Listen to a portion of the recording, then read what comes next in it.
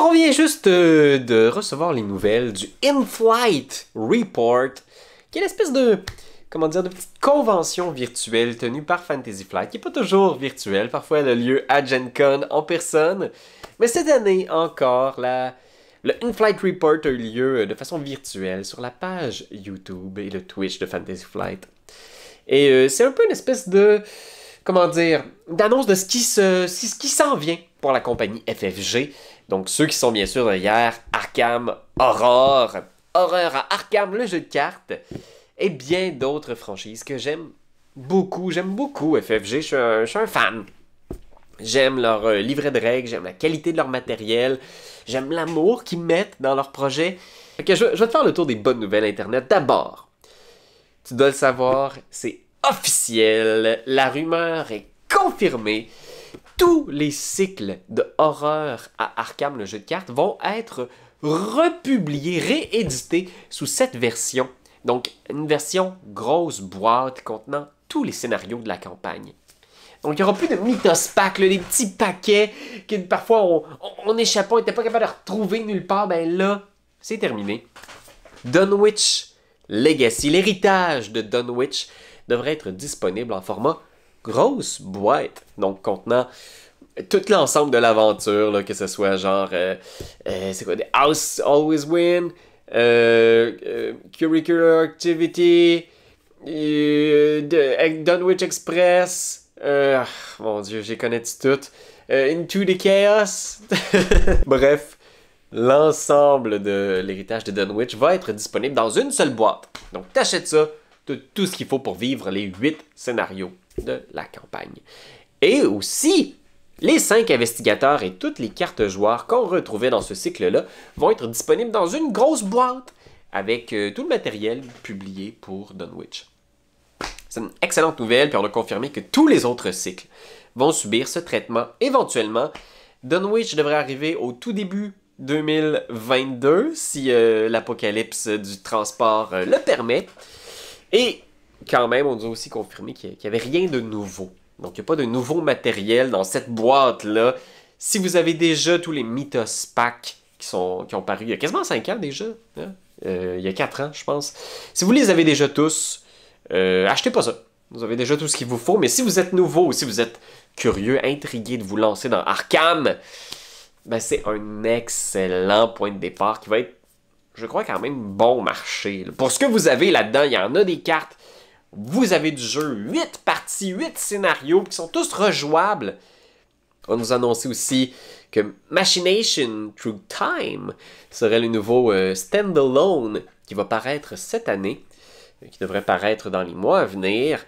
C'est une aventure de voyage dans le temps où on va visiter Arkham dans différentes décennies, donc les années 20, 30, 50 même. Fait que très intéressant, et on confirme que, comme plusieurs de ces standalones-là conçus pour Gen Con, on va pouvoir y jouer en multijoueur épique. Donc, plusieurs tables ensemble. Un jour, ce sera simple à organiser. Et pour conclure, peut-être mon petit tour d'horizon de ce qui a été annoncé par FFG. Il y a eu quelques autres annonces. Par exemple, on va avoir une boîte de base revisitée pour le Seigneur des Anneaux, le jeu de cartes évolutif. C'est une super bonne nouvelle. C'est un très bon jeu, mais qui est un peu difficile de se lancer dedans. Il y avait un peu comme tous les mêmes problèmes que Arkham. Et là, ben, une nouvelle boîte de base dans laquelle vous allez pouvoir jouer à 4 dès que vous achetez ça. Fait que ça, excellente nouvelle. Quelques annonces qu'on connaissait déjà. Une Fathomable, une version Arkham de Battlestar Galactica, le jeu de société. Mais ce qui a remué aussi un peu toute la base des fans de FFG, c'est toutes les annonces concernant Keyforge. Je sais que si vous avez cliqué sur cette vidéo-là, ça vous intéresse peut-être un petit peu moins, mais moi j'aime beaucoup Keyforge. Je trouve que c'est un excellent jeu de cartes de Richard Garfield. Donc c'est un jeu de cartes unique dans lequel il y a 7 grandes maisons. Et il y a un algorithme, une espèce de machine qui mélange des cartes de la banque de cartes au hasard, dans une formule magique connue uniquement de cette intelligence artificielle-là. Et ça fait un deck unique, contenant une combinaison de cartes que vous êtes la seule à avoir sur Terre. Vous achetez un deck, c'est un deck qui est unique, personne d'autre a ce deck-là. Et les dos des cartes sont aussi uniques, alors il est impossible de modifier ces decks par la suite. Donc vous pouvez vivre avec ce qui vous est imposé par la machine. Et c'est ça qui est intéressant, c'est de faire comme, t'ouvres la boîte, tu checkes les cartes et comme, oh là là là là là là, j'ai jamais vu ça, ces combos-là, qu'est-ce que je vais faire avec ça? C'est un jeu qui est très instinctif, vraiment le fun, mais là, on nous annonce une pause pour Keyforge. Plusieurs personnes qui le voyaient venir, la pandémie a frappé fort dans Keyforge, mais là, en plus, il y a un gros souci technique, l'algorithme est brisé. Quelqu'un a pété l'algorithme, ça a fâché beaucoup de gens sur Internet, les gens ne comprenaient pas comment est-ce qu'on peut briser un algorithme. Mais je pense que c'est une combinaison de problèmes techniques qui fait que pour l'instant, il n'est plus possible de produire de nouveaux decks de Keyforge. Il y en a encore plein dans les magasins, si ça vous intéresse, vous pouvez aller voir. Et ils veulent aussi surtout reconstruire l'algorithme en fonction d'être capable de faire une version virtuelle de Keyforge, donc pouvoir jouer en ligne. Ce qui est quelque chose qu'on attend depuis des siècles. Alors c'est une bonne nouvelle à quelque part dans cette annonce. Je pense que les mots utilisés par Fantasy Flight sont parfois un peu inquiétants. On dit qu'on espère pouvoir faire une version virtuelle. C'est pas l'affaire qui te met le plus en confiance, mettons.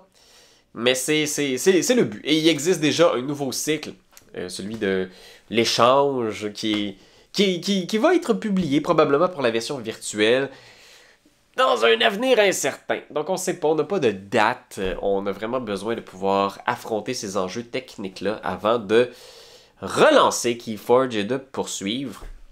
Moi, personnellement, ça me...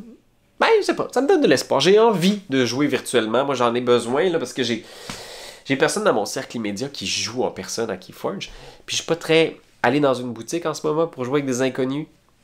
Pandémie et all. Fait que de pouvoir jouer en ligne, ça serait vraiment super. The Crucible existe encore, mais vraiment moins achalandé qu'à ses débuts. Alors, merci d'avoir été à l'écoute pour ce petit survol du In-Flight Report. Prenez soin de vous, Internet. On se revoit bientôt. C'est toi de trouver l'épisode de jour du Popoche? Sonne la cloche! Sonne la On cloche! parle de jeu, like-nous, commande, suis-nous, ouais! Sonne la cloche! Sonne la cloche! Partage à tes amis, partage à ta mamie, Oh ouais, Sonne la cloche! Sonne la cloche! Comment ouais, fais le mon titi! Sonne la cloche! Sonne la cloche! Sonne la cloche comme quand Jésus a sonné à la porte pour aller souper chez Zachée.